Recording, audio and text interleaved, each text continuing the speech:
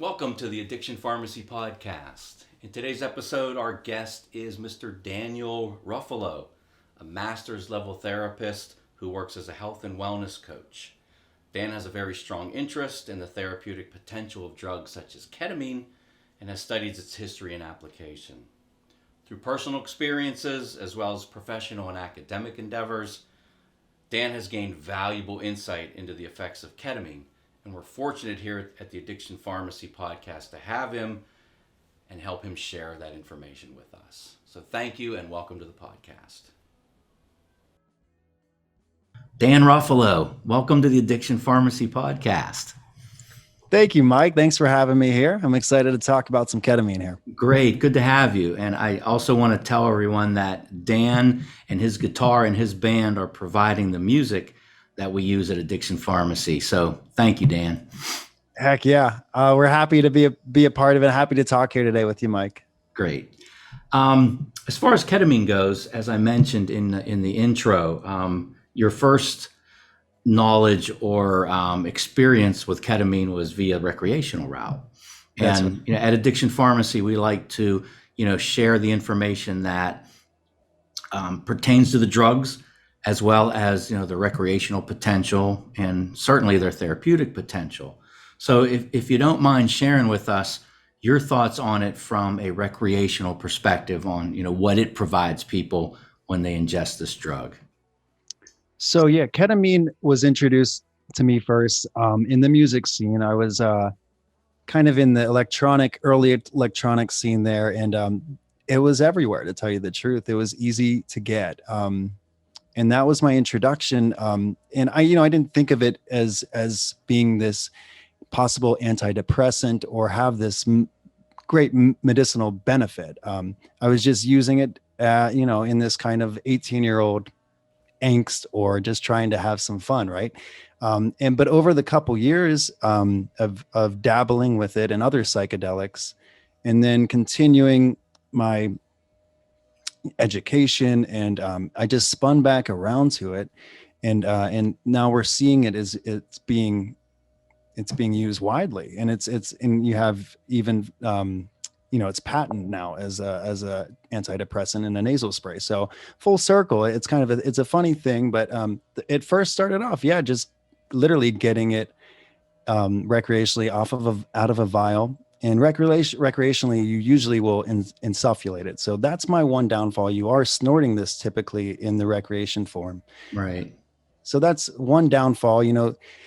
Insufflation can kind of create bad behavior, I think. It just kind of routes to something that could become not addiction, but a little bit too much. It's my only worry with it, but it does, in a good setting and with good intentions, recreationally, I think it can be very powerful socially, or even just by yourself, using it to connect as a meditation. There are a lot of very powerful benefits that could be used with this drug. Do you recall anything specifically that you took away from that you may have benefited from? Yes. As far as like on the ones when I would do just a little bit, the sub psychedelic, it would really kind of open me up, make me feel lighter. I could be, I guess, connect my dots better, and just socially be able to be a little bit more open. And that's kind of the main thing on a sub psychedelic. But when I would go heavy, it was a little bit more confusing, but also this disassociation felt so comforting.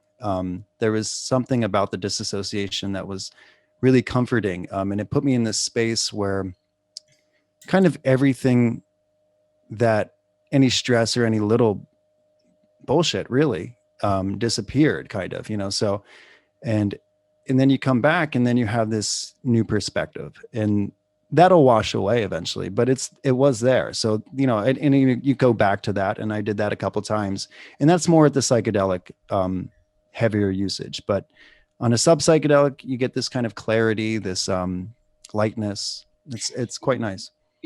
From when I've looked into it over time, the dosing is very important with ketamine, and the dose response, it relates to its abilities to be, an anesthetic, a pain reliever, a psychedelic, Right. and then a dissociative. So, the monster doses that are reported are, the dissociative experiences that really are kind of unique to ketamine in Hmm. that class of drugs. So, your description kind of reminds me of all the different things I've read and experienced with folks that have to do with dosing and intent with this drug. So, I think that's what's kind of bringing it more into the mainstream and the spotlight, is that its versatility and flexibility as a chemical and its uniqueness as a medicinal chemical. And I know that you did some academic work looking into this drug and its ability to supplement and really help people out with therapy as a therapeutic adjunct and drug. So, well, can you tell us about what you learned studying this drug and writing about it, where its benefit is therapeutically, and where we'd like to see it applied nowadays? Yeah. So years later, after the recreation use, I found myself in a San Francisco master's degree program, where I eventually studied my thesis was based around and rooted in ketamine. It was how ketamine can alleviate depression, and how it can alleviate depression even more with the use of guided imagery was what my specialty. But I opened that to therapy, CBT, cognitive behavioral therapy, really any therapy. But I used guided imagery because that's my specialty. But what I found was that we have antidepressants that are a bit outdated, right? So, we haven't changed our antidepressants since, I don't know, the 80s and 90s. We might have updated a little bit, but they're basically SSRIs or SRNIs or whatever. Um, they have been the same for a while. And it's they also take 2 weeks to work, right? So At minimum, yeah. so we have this drug that's been around since the 50s being repurposed, ketamine, right? It's been around and it's been used as an anesthetic for forever, and we still use it as that. But now doctors are seeing the alternative use for depression. It works at almost an instant rate. So that is what makes it kind of different than your classical um, antidepressant, and that speed is so important for people with like suicidal ideation, people that have these extreme depression cases of depression where it is harmful to them, to others around them. So in clinics, this could be very useful for that. But that was a top tier, is that it is really, really good for really quick acute depression, and stopping that. That Yeah. was my number one finding. Oh, great. And now we're seeing, more reporting done in, recent months, maybe even years on, treatment resistant depression and Exactly. PTSD, and how, ketamine, as opposed to the monoamine or reuptake inhibitors, provide some immediate relief to people. And I think we're looking at, the glutamate pathways and how new synaptic pathways are formed, and it really allows that brain plasticity to grow and provide these pathways that allow people some relief and new ways to feel and think about things that these other drugs certainly do not do. And that just brings us again full circle to, this drug is so representative of what we like to think about here at Addiction Pharmacy, is that all these drugs that can be abused, most anyway, have a therapeutic potential for people, but Mhm. there's always this side of it that we call recreational use that tends to disrupt the medical thinking about these drugs. And ketamine is finding its place right in there, where it's got this background story that was rooted in raves and music, and Yeah. just the dissociative properties of it. But then on the other side, there's just so many potentially great applications for it to help people, that we need to sift through all of this and determine what's best, what's safest, how do we do this, and allow it to move forward and get out of the illegal or illicit storyline that a lot of these drugs carry with them. Right. And with that, like, you mentioned the glutamate response that ketamine has. Who knows, in 20 years down the road, maybe we'll have a whole new class of drugs that are specific to glutamate, that are specific to depression. It could open up a whole new classification of drugs, possibly. We're seeing, but it also seems that ketamine has more of a entourage effect, glutamate being the main, but also it hits this whole mapping of other neurotransmitters that seem to, maybe the cluster effect is what's helping people. Who knows? But the glutamate seems to be the main Yeah. trigger there. Researchers are, I think, finally starting to hone in on that as technology gets better and see that this what this drug actually does, and we can really build on that. So yeah, in 20 years we can look back and oh wow, ketamine, the Right. dissociative provided us with these drugs that actually work. Yeah. I I can see it happening, or something along those lines. But Hmm. you have ketamine. It's a non-classical psychedelic, right? It brings you to this kind of psychedelic Hmm. place. But other psychedelics kind of are based around the 5-HT and serotonin neurotransmitters, Sure. Yeah. where this hardly touches the 5-HT. So it's unique in that way, where it's a non-classical antidepressant and a non-classical Right. psychedelic. Well, yeah, our classification systems aren't measuring up to what this drug could potentially do. So That's right. maybe It's we an need to create a new classification. it's an Hopefully that's what will happen. anomaly. Yeah, it's interesting because it's a drug that's used via IV infusion, intramuscular injection, insufflation, like you talked about, oral tablets. I mean, it really can be quite flexible in how it's utilized.